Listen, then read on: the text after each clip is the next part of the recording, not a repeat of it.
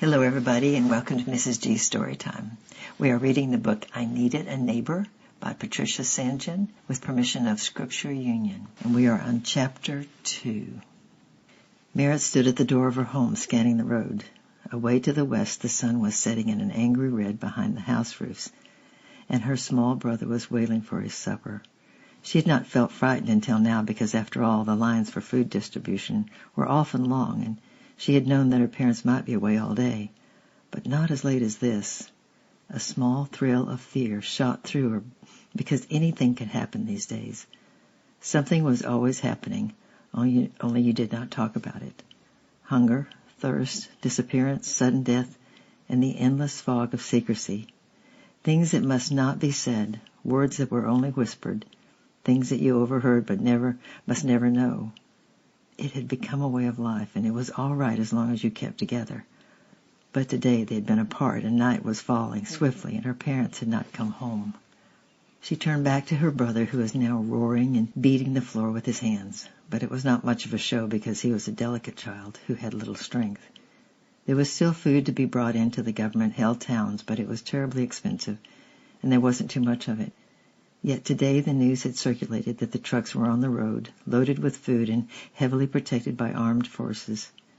People would dare to come from the countryside, and her father had gone to meet his brother, but he had not seen his family for a long time. It was not easy to pass from towns to the wild country of the freedom fighters, but the market was a meeting place, and her mother had gone too to carry an extra sack. Merritt had wanted them all to go together, with Tekla on the mule, but it was a long expedition and Tekla tired easily. She turned to attend to him, glad of something to do but would pass the time, but she was too late, for he had fallen into an exhausted sleep. She lifted him onto the bed, for he would not wake now until morning, then fetched meal to make injera, the soft pancakes that formed their staple diet. She mixed the dough and laid a small fire on the hearth, and then went to the door to look again. When she saw her parents coming up the white moonlit road, she would light it. She gazed up into the dark blue, and stars appeared above the ragged silhouettes of the mountain. It was cold at night high up on the plateau, and she shivered a little and turned to tuck the cloak around Tekla. It was then that she heard the running feet and knew that there was bad news. For unless the news was important, people did not run by night in this province. They stayed indoors. Some were so weak they could no longer run anyway. Besides, there were guards in the streets, and they wanted to know everybody's business. But she knew who this messenger was even before she saw him, because Fikri was always dodging the guards. He was thin and fast, and he always knew exactly when the moon would rise, and he always ran in the shadow of the wall. She opened the door just wide enough to let him slip through and then shut it quickly behind him. He sat down, too out of breath to speak, and she waited, a hand on her heart as if she could still its wild beating. When it was a little quieter, she said, "What is it? Tell me. It's my parents, isn't it?" But her mouth was so dry that she could only whisper. He was sitting with his head in his hands, and he could only nod. After a few moments he told her, but without looking up. "They have taken them for resettlement," he said. So quietly she had to stoop down to hear the words. Many people came to the market to buy grain. There were many soldiers, many guns and armored cars to protect the trucks. Suddenly there was screaming and confusion and shots and people running in all directions, even spilling the grain.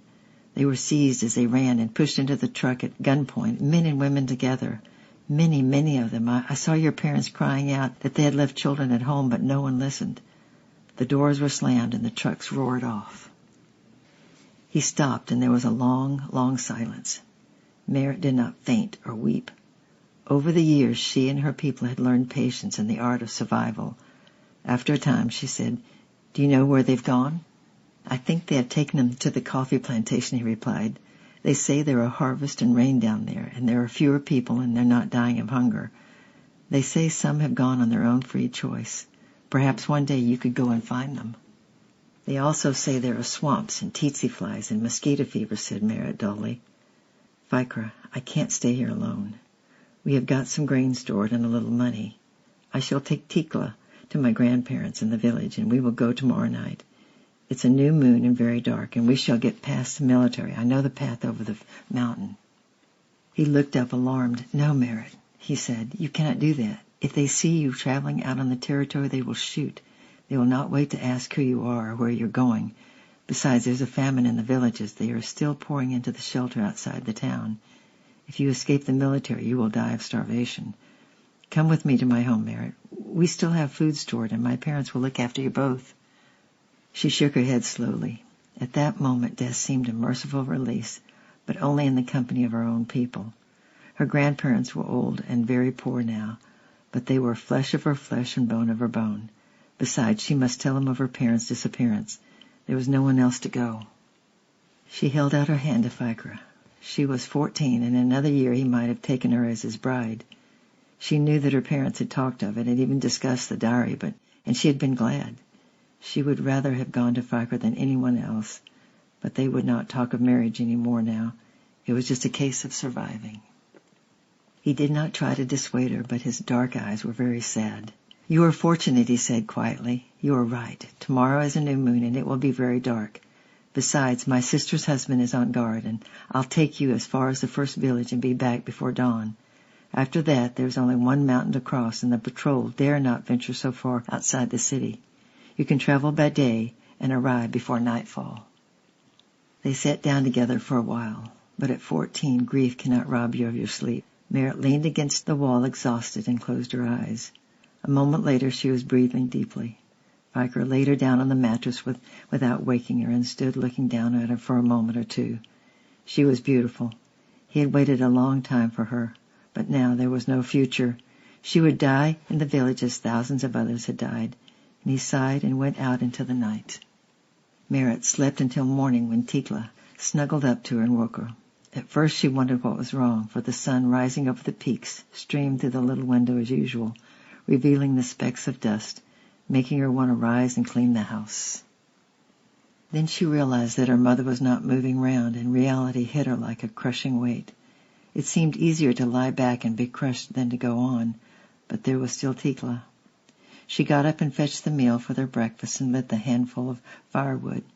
There was grain to be brought in the town at a high price, and Merritt's father, being a motor mechanic and truck driver, had been able to buy.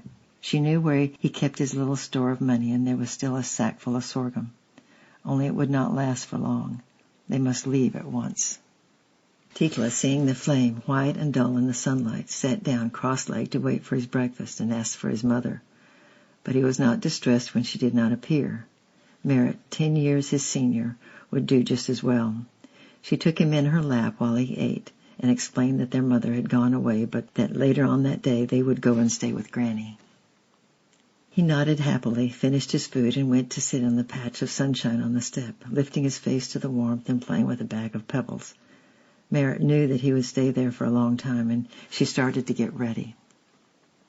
She could not carry much, and it was no good leaving anything behind in the house. She knew, because it had all happened before, that her parents were most unlikely to come back. One day perhaps she might go to them. People sometimes volunteered to migrate down south, but it was the strong young men who were chosen, not the girls with sickly babies on their back. She made a bundle of her mother's clothes, and there was not much, and her jewelry had been sold long ago to buy food. One long loose dress, her kamas, she would take to her granny, and she would wear it hitched up round her waist because she was not yet full grown. And she would also take a shirt of her father's for the old man. The more clothes she could wear, the better, for the January nights in the highlands were bitterly cold. She must carry the rest of the grain, a pot of water, and some injera for the journey. By the end of this she would probably have to carry Tikla as well. She rolled up the rest of the clothes and went to her neighbors next door. Malila was a kindly woman who had sometimes helped them through hard times as her husband was in government employment. She looked up and smiled as Merritt walked in. "Well," she began, "your parents were late coming home last night. Did they bring the grain?" She broke off as she noticed the girl's strained face. "Or have they not come? What is the matter, Merritt? Sit down, child, and tell me." "They have gone," said Merritt. She still could not weep. "They were taken off to the resettlement areas. Ficra saw them go, and they will not come back. I am taking Tikla to our grandparents in the village, and I have brought you these." Her voice was dead and flat, and she showed no emotion. It was Manila who wept and pleaded with the girl to stay. "There is family out there," she cried. "Think of the shelters outside the town. They are still streaming in from the villages. You will be 2 more mouths for your grandparents to feed. Stay, Merritt. You can move in with us. Merritt shook her head. My grandmother's home is near the river that is not dried up, she answered. Maybe they're not starving yet. It's January, and in the mercy of God the lesser rains may come shortly. If we die, we die, but let us at least die with our people. Manila got up and went to the store at the back of the room. She came back with a bag of grain, a bottle of oil, and a little money. You can take this, she said. You'll have to carry the child on your back, but you can sling it around your neck. Thank God we still have enough. Come and eat here at sundown before you leave, and bring your property with you. We will look after it until you return.